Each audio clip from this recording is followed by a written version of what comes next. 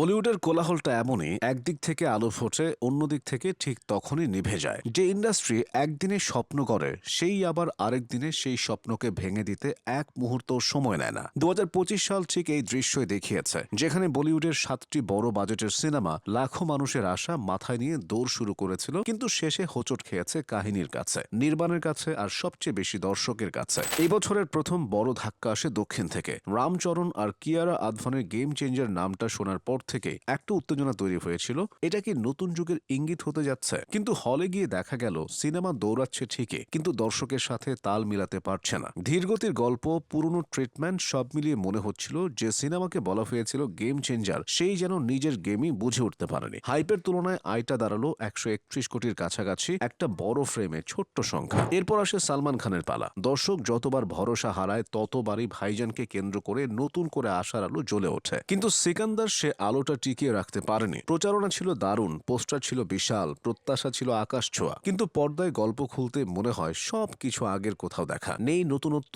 নেই, মোচড় নেই, সেই পুরনো সালমান স্টাইলে উন্মাদনা, আর দর্শকও কখনো দুইবার সুযোগ দেয় না। সিনেমাটা শেষ পর্যন্ত দাঁড়ালো ১০৯ কোটির কাছাকাছি। এদিকে দক্ষিণের কিংবদন্তি কমল হাসানের ঠগ লাইফের পরিণতিটা আরও বেদনাদায়ক। অসাধারণ প্রতিভাধর অভিনেতা, বিশাল বাজেট, বিদেশি লোকেশন, সবই ছিল, কিন্তু দর্শক হলে গিয়ে দেখতে পেলেন শুধু সাজসজ্জা দিয়ে সিনেমা হয় না। গল্পের ভিত ছিল দুর্বল, চরিত্রের সংযোগ ছিল আলগা, ছন্দ ছিল ছড়িয়ে ছিটিয়ে। সমালোচকরা একের পর এক নেতিবাচক রিভিউ দিতে শুরু করেন, আর বিশাল বাজেটের সিনেমাটা ডুবতে থাকে দ্রুততর। শেষমেশ আয় দাঁড়ায় মাত্র ৪৮ কোটিতে, যা ব্যর্থতার অভিধানে সুপার ফ্লপ বলে লেখা যায়। ২০২৫ সালের সবচেয়ে আলোচিত ব্যর্থতার নাম ওয়ার 2। হৃতিক রোশন, জুনিয়র এনটিআর, ২ ঘন অ্যাকশন, ৪০০ কোটির বাজেট, সবকিছুই বলছিল এটি হবে বছরের সবচেয়ে বড় ব্লকবাস্টার। ওপেনিংও হয়েছিল ঝড়ের মতো, কিন্তু সিনেমার গতি যত এগিয়েছে, দর্শকের আগ্রহ ততই পিছিয়েছে। গল্প যেন শুধু অ্যাকশনের ঢাকনা খুলতেই হারিয়ে যায়। শেষ পর্যন্ত জমল না, না হৃতিকের নাচ,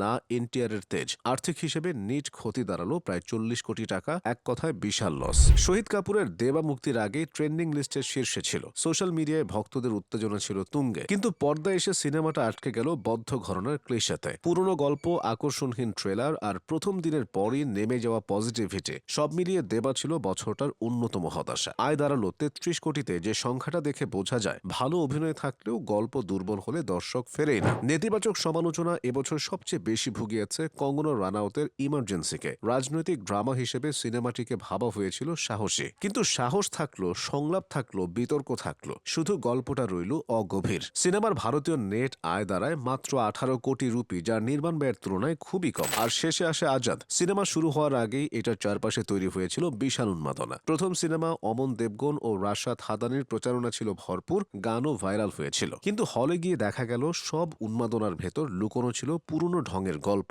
দর্শক গল্পে নতুনত্ব খোঁজে, আর সেটা এখানে অনুপস্থিত। প্লটের একঘেয়েমি, স্ক্রিপ্টের দুর্বলতা, সব মিলিয়ে সিনেমাটা আয় করেছে মাত্র ৮-৯ কোটি টাকা। স্বপ্নের প্রথম সিনেমায় এমন ব্যর্থতা যে কত কষ্টের, সেটাই বুঝিয়ে দিল বছরটা। ২০২৫ সাল তাই বলিউডকে আবার মনে করিয়ে দিয়েছে, তারকার জনপ্রিয়তা ক্ষণস্থায়ী, কিন্তু ভালো গল্প চিরস্থায়ী।